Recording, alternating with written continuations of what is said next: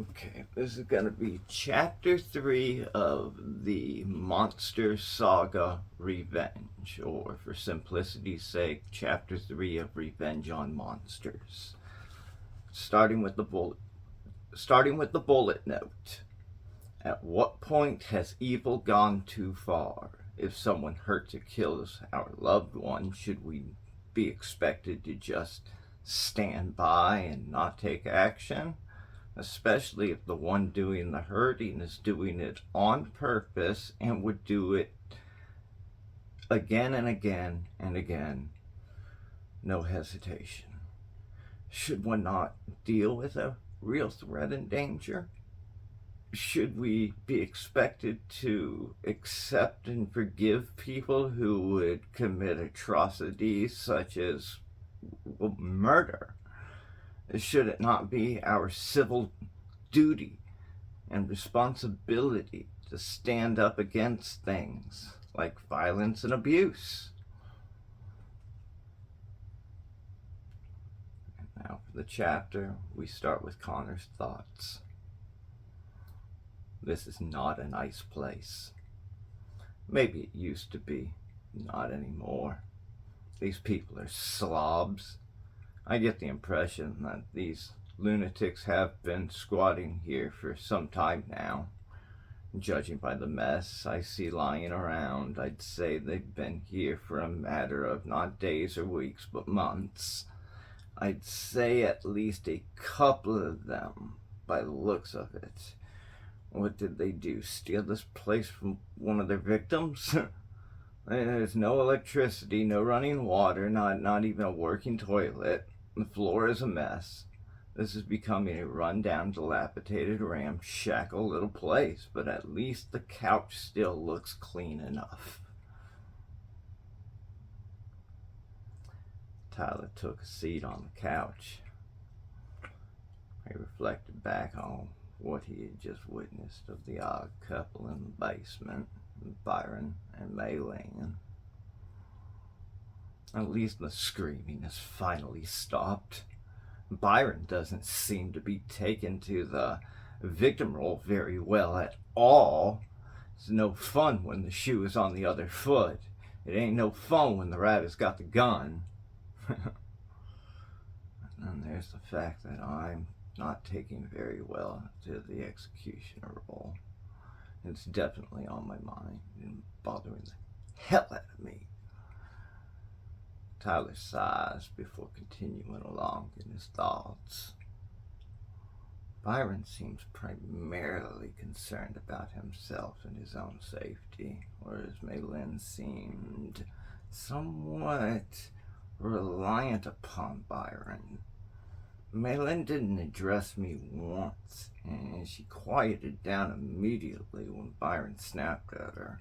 It makes me think that he's the real psychopath and she's more of a willing participant and an enabler to all of this. No matter how I look at it, I see these people as a couple of sick, twisted, no-good, degenerative monsters. I would like to better understand these people. I know I'll never get it, but I would like to better understand these people, what they've done. I think it would help me to cope, and I need to know what I'm justified in, that I am justified in what I am doing here. I mean, ultimately, this Byron character will seal his own fate, yes, but I'm the one setting it up. I feel certain of that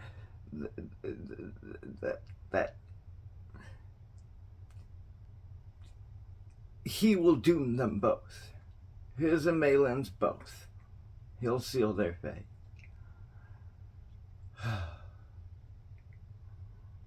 Tyler keeps on falling back into this line of thinking. It seems to be his way of getting past the iniquity and moral indifference involved with the task at hand. I just have to stick with the plan.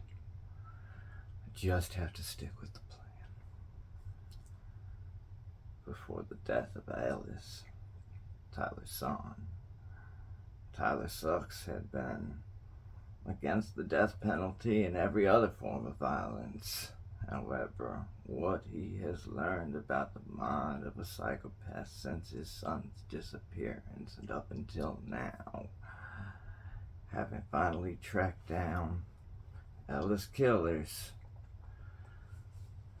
it's been enough to change his mind in such extreme instances.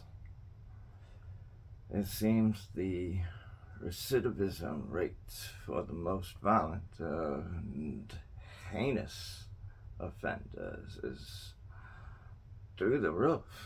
It's like when they get a taste for their crime of passion, they can never completely give it up. Tyler thinks to himself, I might gamble on a normal kidnapper and let them go because I'd be taking my kid home right now after tracking the people who took him down, seeing that my son was returned to me unscathed and satisfactorily.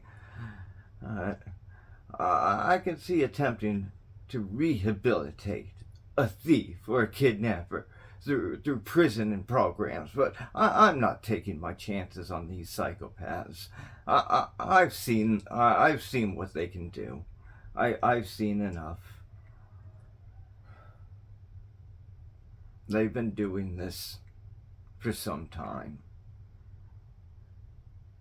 What the investigations turned up alone, these people are monsters. These people are lifelong monsters. Tyler shakes his head in disgust. Tears fill his eyes. He can't stop thinking about his son. He can't stop imagining how horrible it must have been for Ellis. He can't stop missing his boy. He can't help but feel such debilitating emotions, though he knows he must push through. Tyler has a wife and 2 other boys to live for. He knows he must do what he is doing for closure, if nothing else. But he also knows he must pull himself together and carry on afterwards, just as he did while the investigation was being carried out. Tyler thinks to himself,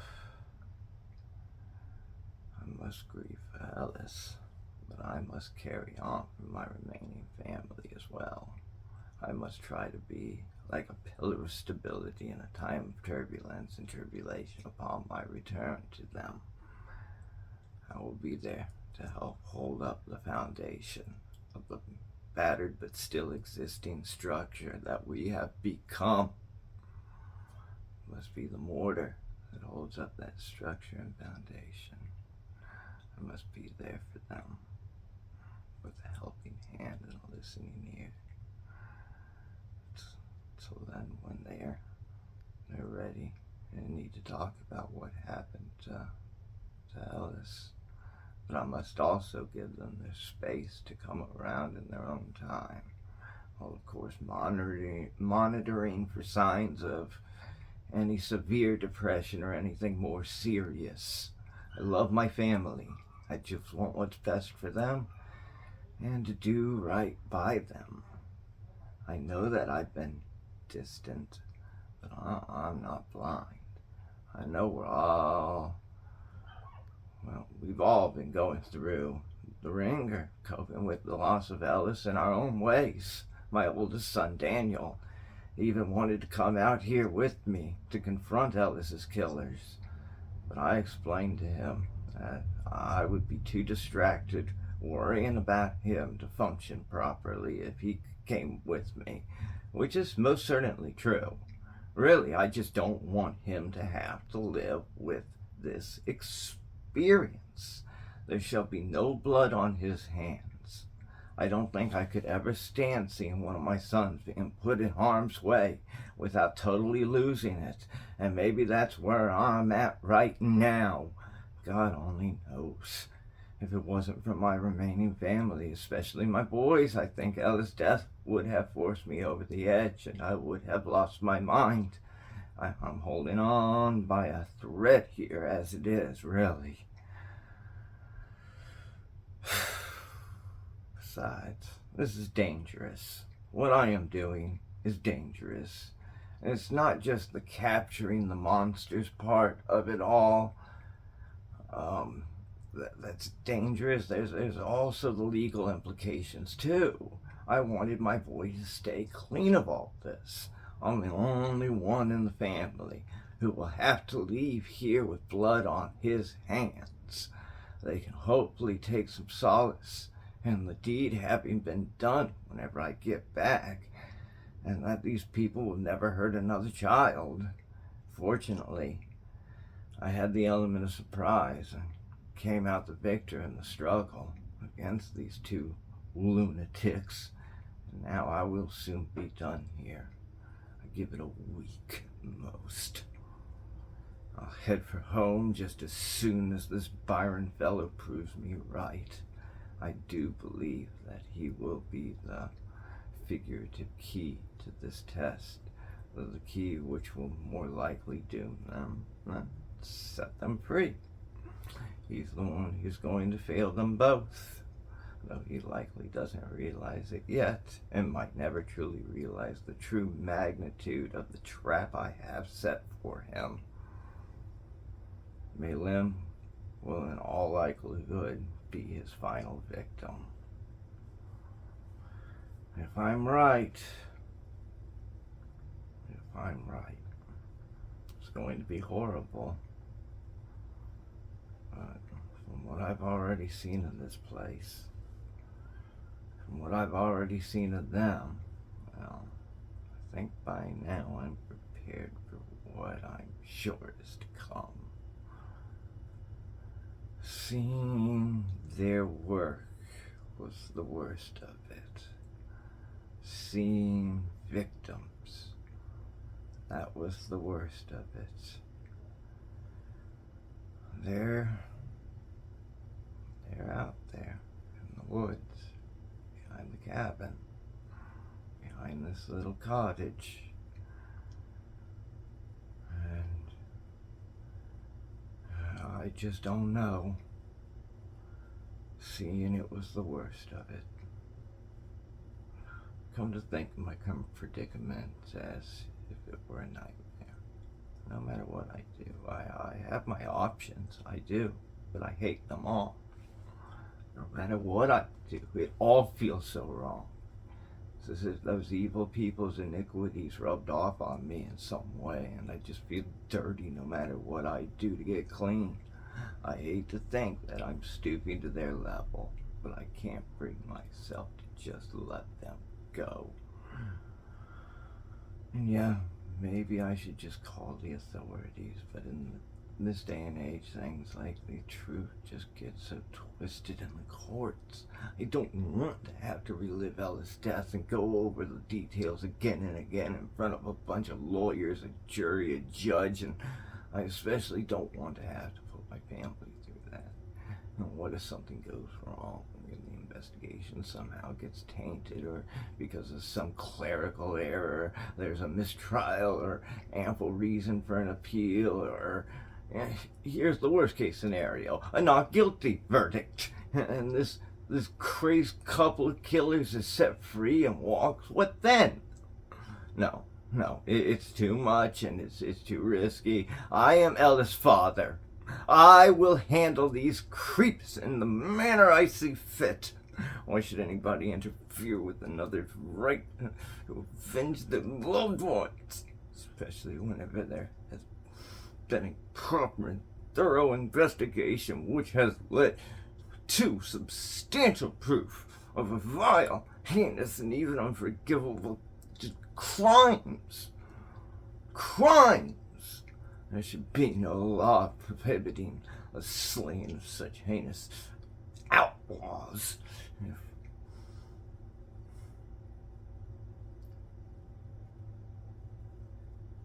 They kill.